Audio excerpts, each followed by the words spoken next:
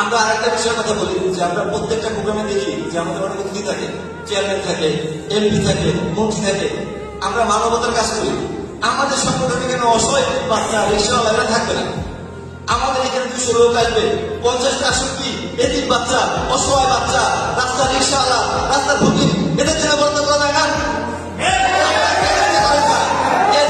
প্রত্যেকটা প্রোগ্রামে 1/3 অংশ 2 ভাগ থেকে 1 ভাগ থাকবে আপনার জেলা, 1 ভাগ থাকবে বাইরের জেলাগুলার, 1 ভাগ থাকবে অসহায় যাদেরকে আপনারা কাজ করেন, যাদেরকে খাওয়ায় ছবি দিলে আপনি পাবলিসিটি করেন, তাদেরকে কেন দেওয়া করতেছে না? এটা পরিষ্কার জায়গা তাই, তারা নমুনা করবে তাই।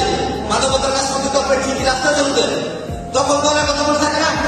এখন নমুনা কথা হবে, এখন আপনারা অবশ্যই তাদেরকে দাঁড় করবেন যাদের ছবিটি রাস্তায় আপনি সেলিব্রিটি, যাদের ছবিগুলো ওই সামনে শোয়া করছেন, কর্ম দিচ্ছেন অসহায় লোকদেরকে, তাদেরকেও এখানে দাঁড় করতে হবে। এরপর থেকে যেন 50টা আসন, 200 আসন হয় কিংবা 300 আসন হয়, 100 আসন আমি চাই অসহায় মানুষের জন্য।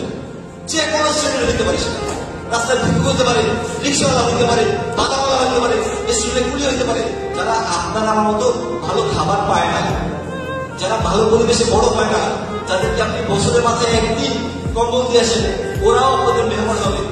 সবার কাছে অনুরোধ থাকবে এরপর থেকে যারা প্রোগ্রাম করবেন অবশ্যই এই মানুষগুলোকে আপনার দাওয়াত রাখবেন। অনেক বেশি খুশি হব। পরিবর্তনটা আমার থেকে হইতে হবে।